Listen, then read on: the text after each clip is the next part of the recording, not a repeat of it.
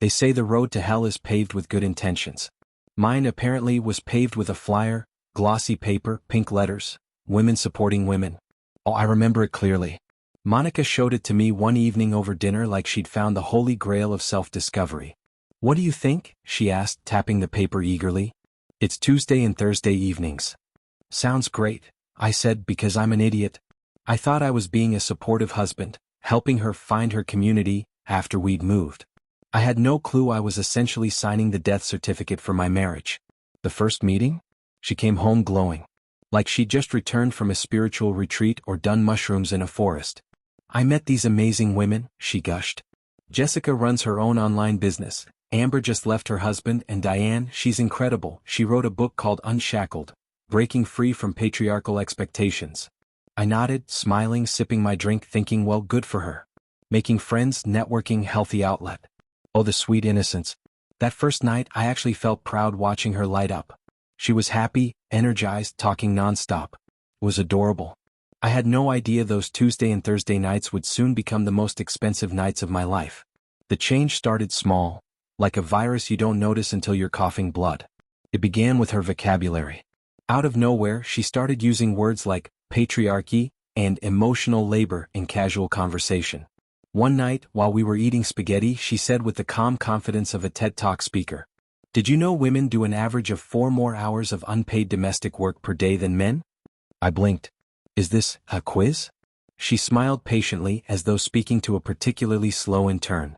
"It's fascinating how society conditions us to accept our own exploitation." Right. Because folding laundry was now a human rights violation. I tried to engage. I really did. Asked questions. Listened. Even read a couple of those feminist blog posts she sent me, the kind with titles like, "Why Your Husband's Breathing is Emotional Oppression." But something was off. She wasn't thinking, she was reciting.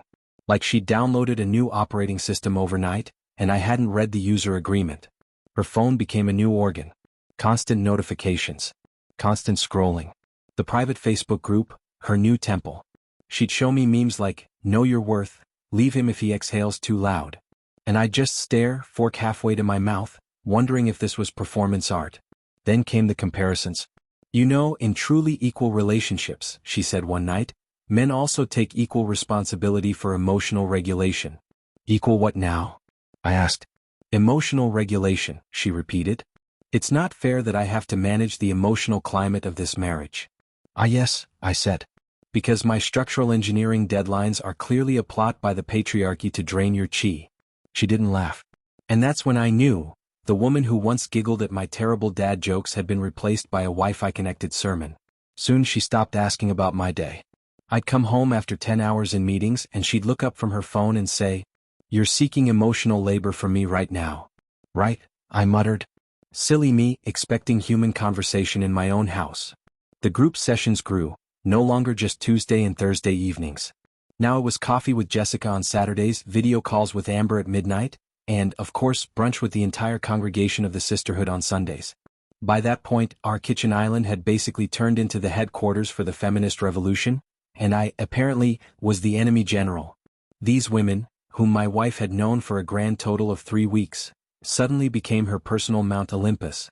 Every sentence that came out of her mouth now began with, "Diane says," or "Jessica thinks." It was like living with a human podcast. I tried to keep calm. "It's a phase," I told myself. "She's exploring ideas, finding herself. Growth is healthy." Right. Like fungus. But something gnawed at me. These weren't new hobbies. These were new instructions for existing. My wife wasn't expanding, she was being replaced, personality first, logic second. One night, she came home practically vibrating with righteous fury. She tossed her purse on the couch, started pacing the living room like a trial lawyer preparing to destroy the prosecution. "You know what's disgusting?" she snapped. "Melissa's husband controls all the finances. Makes her ask permission for everything. It's financial abuse, pure and simple." I blinked. "Wait, Melissa? The one who doesn't work?" "So what?" she shot back, spinning around so fast her earrings could have generated wind power. "Well," I said carefully, "if she doesn't earn money, isn't it, I don't know, logical that her husband manages the finances?" Monica froze, eyes narrowing like a cat spotting a mouse. "Money isn't everything, David." The way she said it, slow, practiced like she was quoting scripture, made my stomach drop. That wasn't my wife talking. That was Diane, Jessica, and the ghost of Unshackled, breaking free from patriarchal expectations, speaking through her like a feminist ventriloquist act. I should have seen it coming. The signs were all there. But when someone you love is drowning in ideology, you don't realize it's drowning, you think they're learning to swim. Spoiler alert, they're not. Then came the day everything changed. I got home late, 6 hours late actually, after a site inspection went sideways. My back hurt, my eyes burned, and all I wanted in life was to collapse on the couch with a cold beer and some takeout. Instead, I found Monica sitting at the kitchen table, laptop open, arms folded, and the expression of a woman about to announce she's reinvented fire. "We need to talk," she said, chin up, eyes bright with the kind of zeal you usually only see in cult documentaries. I dropped my bag slowly. "What's going on?" "I've been doing a lot of thinking," she said, tone oddly formal. "About our marriage. About my role in it." That was the first red flag, the kind of sentence that usually precedes either a divorce or a TED Talk. She closed the laptop with theatrical precision.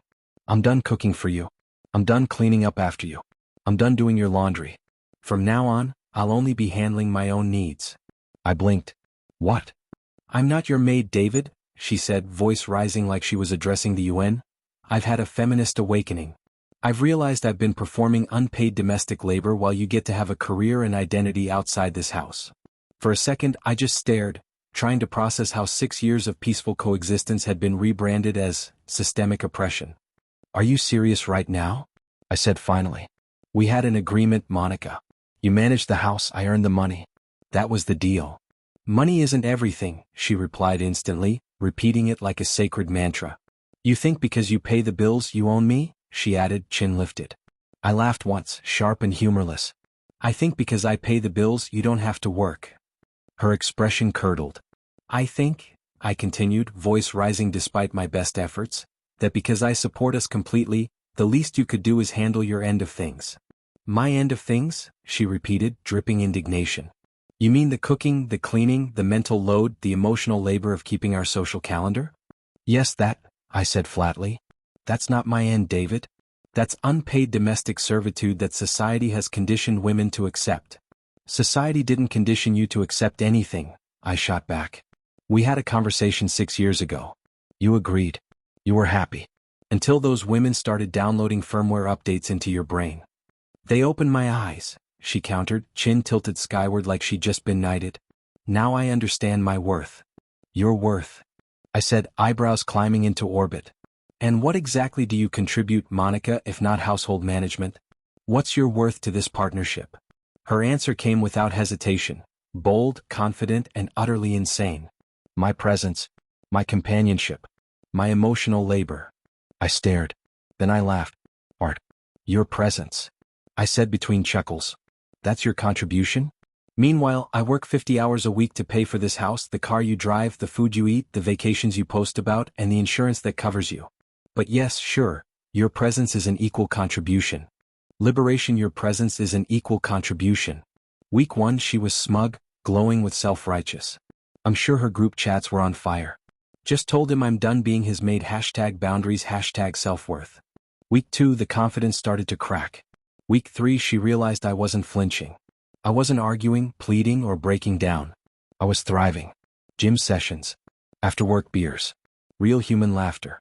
Turns out, living without constant ideological lectures is good for cardiovascular health. By week 6, the great feminist revolution of our household began its counteroffensive. One night she called out, "I made too much pasta. You can have some if you want." I didn't even look up from my laptop. "Already ordered Thai," I said, casually stabbing a spring roll like it owed me money. 2 nights later she tried again. "That show you like has a new season. Want to watch together?" "I've got plans," I said, because Netflix with your soon-to-be ex-wife doesn't exactly scream romantic recovery. She even tried the small talk tactic. "How was work today?" "Fine." No elaboration. No follow-up question. Just fine. And God, it was beautiful watching her drown in the silence she once claimed to crave. Every polite rejection chipped away at her delusion, a death by 1,000 okays. She'd expected a fight, a desperate speech, maybe even a counseling request. What she got was a man who'd moved on without leaving the house. By the time 62 days rolled around, my paperwork was ready, my patience was gone, and my sense of humor was thriving. I picked up the envelope from Polson's office, heavy, final, deliciously official. Inside that manila sleeve was the end of Monica's reign as self-appointed martyr, the consequences of her little experiment, and my one-way ticket to peace. That evening she was on the couch, scrolling through her phone, probably in a group chat with her empowerment cult, trading quotes like, "A queen doesn't chase, she attracts," while simultaneously Googling, "what to do when husband stops noticing me." She looked up as I entered. "Hi," she said softly, setting her phone aside. "How was your day?" I crossed the room, handed her the envelope and said, "Monica." Just her name. Flat. Surgical. She frowned. "What's this?" "Open it," I said. She did. I watched her face like it was a live theater performance. Confusion, then shock, then pure panic. Academy Award worthy. "Divorce papers?" she squeaked. "You can't be serious." "I'm completely serious," I said. "You have 30 days to vacate. The house, not the ideology." She stood, trembling. "This is insane. You can't just end our marriage without even talking about it." "We talked 2 months ago," I reminded her. "You said you wouldn't be my wife anymore. I'm just giving you what you wanted." "That's not what I meant," she cried. "I was setting boundaries." "No, Monica," I said evenly. "You were setting yourself on fire and calling it empowerment." She broke. Tears. Promises. Bargaining. "I'll change. I'll go back to the way things were. I'll leave the group. Please, David, we can fix this." "It's too late," I said. "You had 60 days. You watched me adapt. You watched yourself become unnecessary." "But we love each other," she pleaded, stepping closer. "No," I said, stepping back. "You loved my income, my effort, and my Wi-Fi. The moment Facebook told you to know your worth, you threw away the receipt." She was shaking, mascara streaking down her cheeks.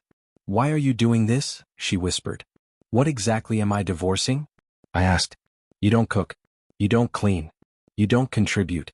You don't even like me. You're basically a roommate with emotional debt." Her lips trembled. "I'll get a job," she whispered. "I'll do anything. Please." "The papers are filed," I said calmly.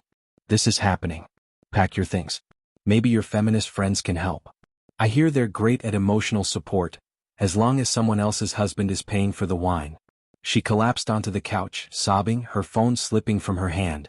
I stood there watching her cry, the noise of regret echoing off the walls we'd built together. And I felt nothing. Nothing but a cold satisfaction. The power dynamic had flipped so hard it practically did a backflip into a somersault. 2 months ago she thought she held all the cards. Now she realized she'd been playing a game where the only winner could be me, and only if I stopped laughing long enough to move the pieces. I turned and walked upstairs to what had become my kingdom, also known as my bedroom, closing the door behind me. Through the floorboards, I could hear her crying, a beautiful, high-pitched, slightly off-key symphony of someone who had just realized she'd destroyed something irreplaceable through her own hubris. She tried everything over the next week. Tears, anger, manipulation, flying monkeys, the whole circus. None of it mattered. I'd already mourned this marriage during those 2 months of strategic ghosting. By the time she realized what she'd lost, I was already free, sipping my coffee in peace, flipping through the channels like a man who owns the remote and the emotional high ground. The week after I served Monica, the psychological thriller really kicked in. Each day brought a new desperate tactic. Day 1, she camped outside my bedroom door, alternating between sobbing and pleading until 3 a.m. I inserted earplugs, wrapped myself in the blanket of righteous detachment, and slept like a king. Day 2, anger. "You're cruel. You blindsided me. You're punishing me for finding my voice," she shrieked. I responded with the only correct answer. "You ended our partnership. I'm just making it official." Day 3, she threatened to contest the divorce, drag me into court, take half of everything, possibly demand I perform interpretive dance as restitution. I reminded her she couldn't afford an attorney, the house was mine, and the prenup was essentially Fort Knox. Her threats dissolved into tears, like sugar in hot coffee. Day 4, the most pathetic, lingerie to breakfast, a full-on attempt at seduction. I looked through her as if she were a particularly sad ghost and left for work early. Then came the flying monkeys. Monica called everyone we knew, trying to find allies to pressure me into reconsidering. First, my mother. "David." Monica called. Hysterical. "What's going on?" she asked. Calmly, I explained the situation, Monica's declaration that she would contribute nothing, and her fantasy of financial independence with zero input. And she expected you to keep supporting her? My mother asked, incredulous. Exactly. Well, she said after a pause, she made her bed. Next came my friends. Every call followed the same pattern. Monica explained. They paused, clearly uncomfortable. What should I say? One asked. Whatever you want. I've made my decision, I replied firmly. No exceptions. No debates. Boundaries respected, dignity intact. Most devastating for Monica naturally were her own parents. They called me directly wanting my side of the story. I gave it unvarnished.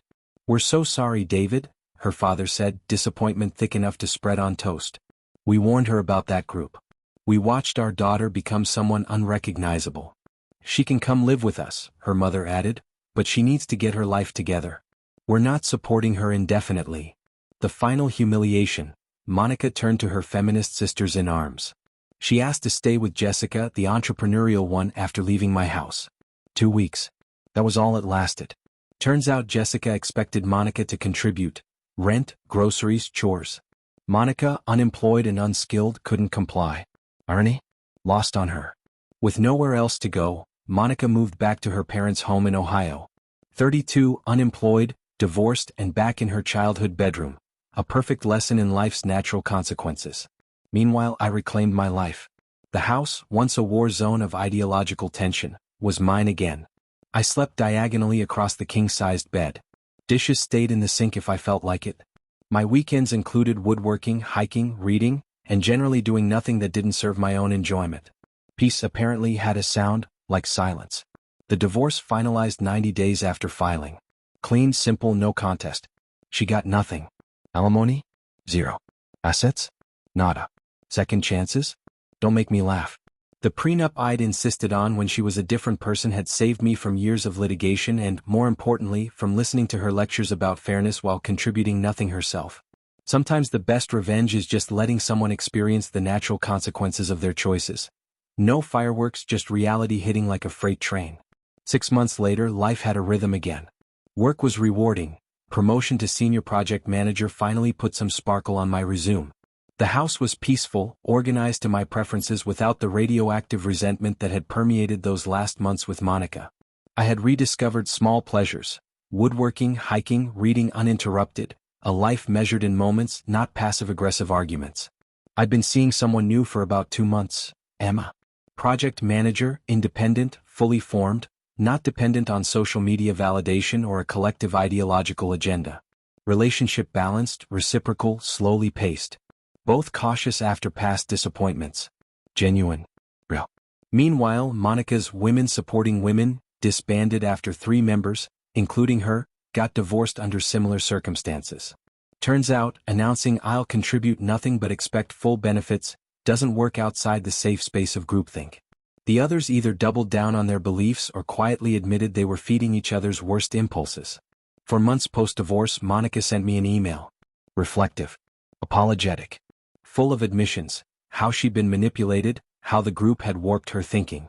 She claimed growth, regret, the whole existential, if I could do it again spiel. It seemed sincere.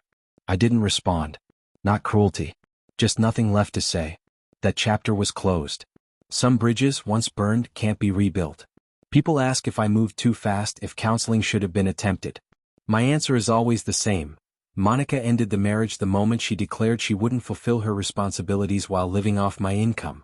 I simply made it official. Marriage is mutual contribution, respect, effort. She decided unilaterally she owed me none of that.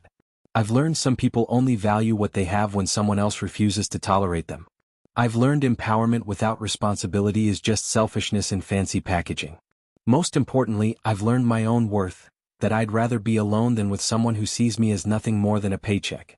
I'm at peace with how things ended. I don't hate Monica. I barely think about her anymore. And that, I've realized, is the most final ending of all. I don't regret my decision for a second. Love this story? Like, share, and subscribe for more epic audio adventures. Stay curious and keep listening.